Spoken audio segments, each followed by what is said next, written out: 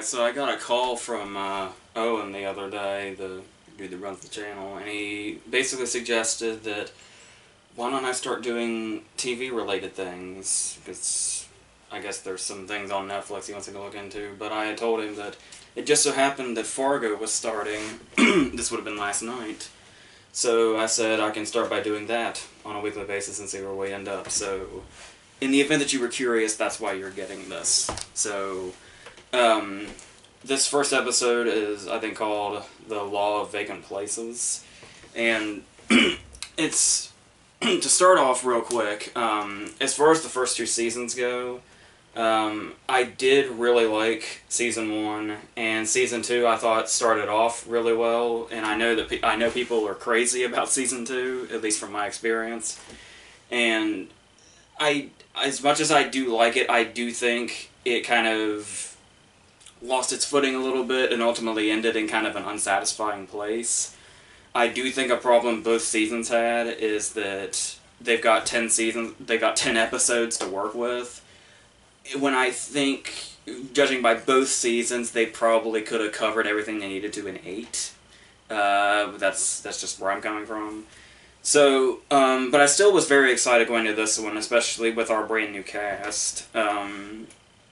But to go one thing at a time, starting with, there's usually like a time in the past we start with before going forward, and here we're in East Berlin in 1988. Watching this guy be interrogated in this scene that kind of feels very, has echoes of the opening scene of Inglourious Basterds. Maybe that's just my subconscious, because I believe Sylvester Groth, who played Goebbels in that movie, is playing the interrogator here, but I do still like how they were able to, because when you look at, even though they hardly did any work, if really no work on this at all, just the executive producer credits, this show is still really, really good about handling that Coen Brothers feel in many different ways, because while the Coen Brothers have a distinct feel, they've done so many different genres and tones and all that. But you can still always pinpoint when a movie is them, no matter what the content of it is. And yeah, at the very start here, it did feel like we were kind of in that dark direction with a little humor thrown into it, where this guy's being interrogated about how he may or may not be this person who may or may not have a dead girlfriend, even though he's married. And the girl just happens to share a name with his wife. And the way this scene is played up, how once the repetitiveness sets in, there's something kind of comedic to it. Not to mention the screaming that we can hear in the background as this plays out.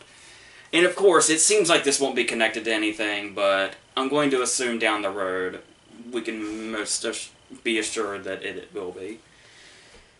So we cut forward to 2010, where the seasons we started. Obviously, the original movie was set in the late 80s, and then we went a little ahead of that for the first season. Then we went all the way back to before both of these in the second season, but now we're back in more the future of the series, but still 7 years ago.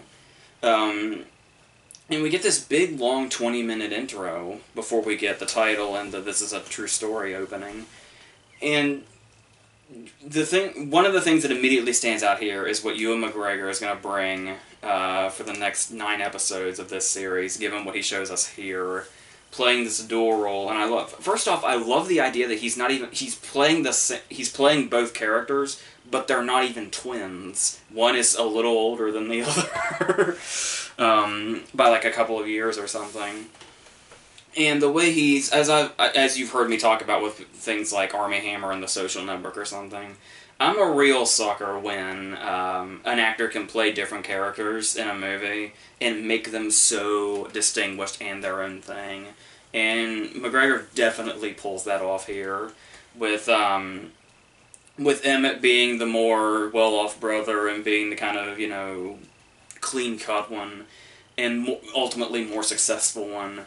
And then we have Ray, who is a bit overweight and balding and just looks very unapproachable, if you will. Whereas Ray is just a parole officer, Emmett is, I think he's called the parking lot king of Minnesota. It's very, they really, if there's one thing you have to give this episode credit for, they really, really captured the feel of the original movie, probably more than the other two seasons.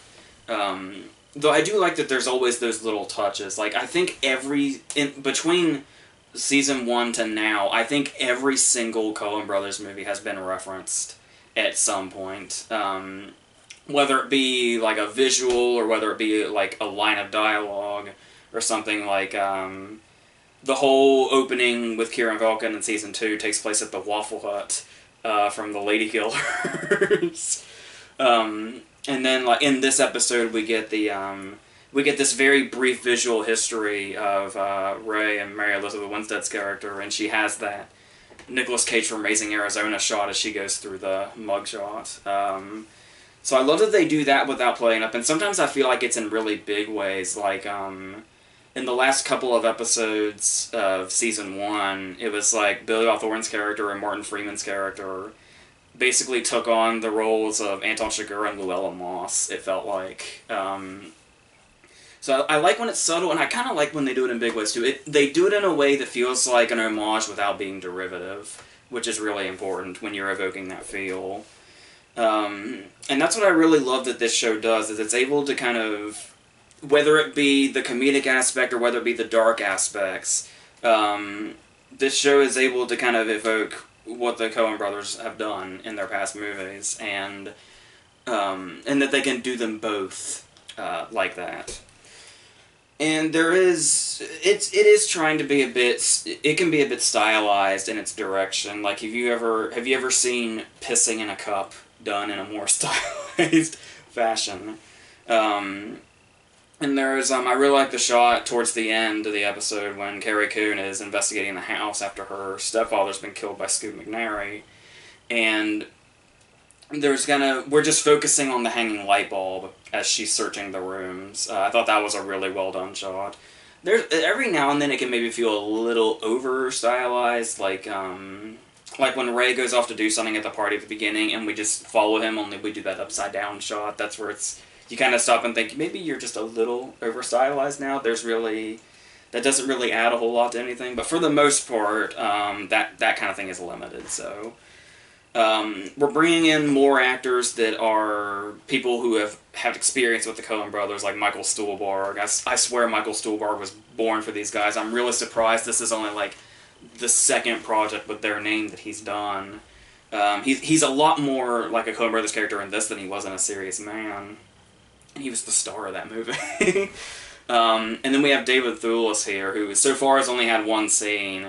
It's a really good scene, and he's very good here. And I loved his one scene in Lebowski, where he really had nothing to do with anything, but he's just one of those ultimate Coen Brothers characters where he's there for one scene, and he's very amusing, but he seems to have no purpose whatsoever, but you always remember him. So I really like that he seems to have what's going to be a pretty crucial part in this season. So I'm very interested to see where that goes. And yeah, adding people like Scoot McNairy, even though it seems we won't be getting much of him anymore from the looks of it unless we go back or something, which we tend to do, so that could always happen. That scene when he's driving out, when he loses the paper and he's on the phone with who I'm assuming is his psychiatrist, is really good stuff. And yeah, as far as Carrie Coon goes, who's kind of like Alison Tolman in the first season, where we have to have that character that's basically our Marge Gunderson.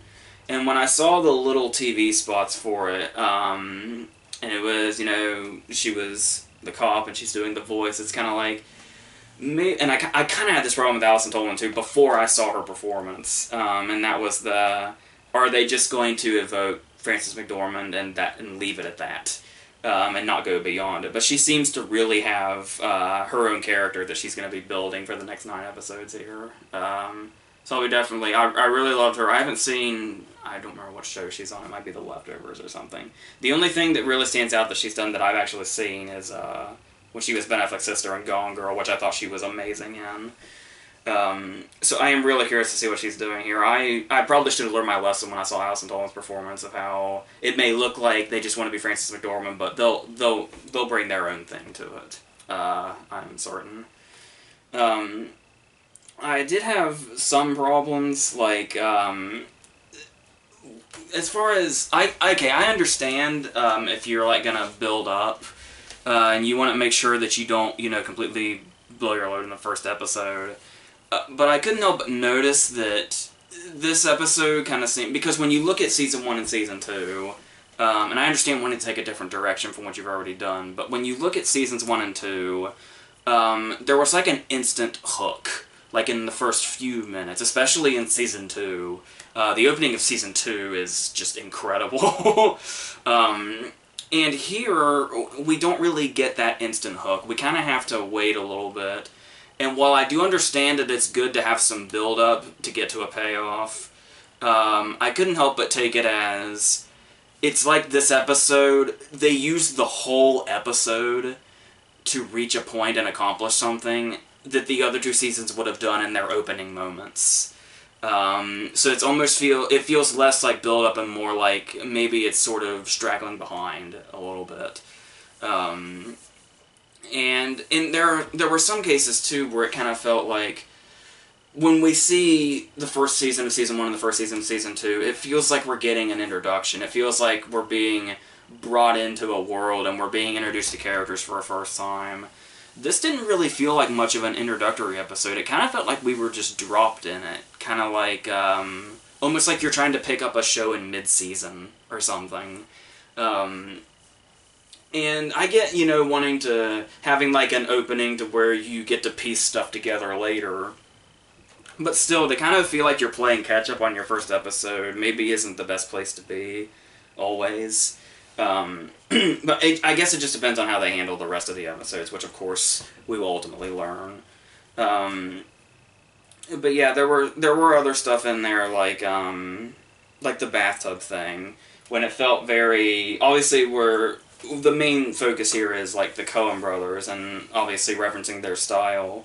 But there was also this moment in the bathtub where it was like an Elmer Leonard kind of thing where you take what's expected that would happen in a piece of fiction, and in the real world it doesn't necessarily play out that way, where the whole, in another movie or like a novel or something, or a TV show even, when Mary Elizabeth Winstead stands up in that bathtub, that is the point for Ewan McGregor to take the gun from Scuba Neri while he's distracted, but we take that approach to where it doesn't work.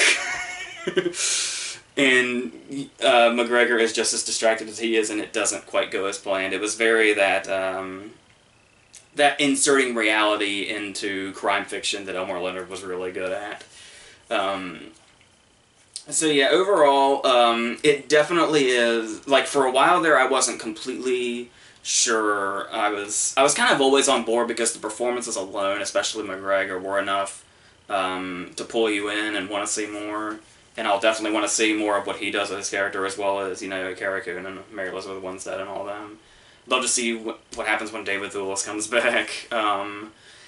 And, yeah, so there's definitely enough there, and it definitely leaves you on enough of a note to want more, and that's probably the most important thing a first episode can do, even if it didn't quite hook from the get-go, like it has before. So, yeah, that's what this episode was, so hopefully things really kick into gear and we get to see what's going to happen. Hopefully they really utilize their 10-episode opening, and we don't kind of fall short like we have in the other two seasons. So, but yeah, no use to try to jump ahead. We'll just have to see what happens. So, that's it.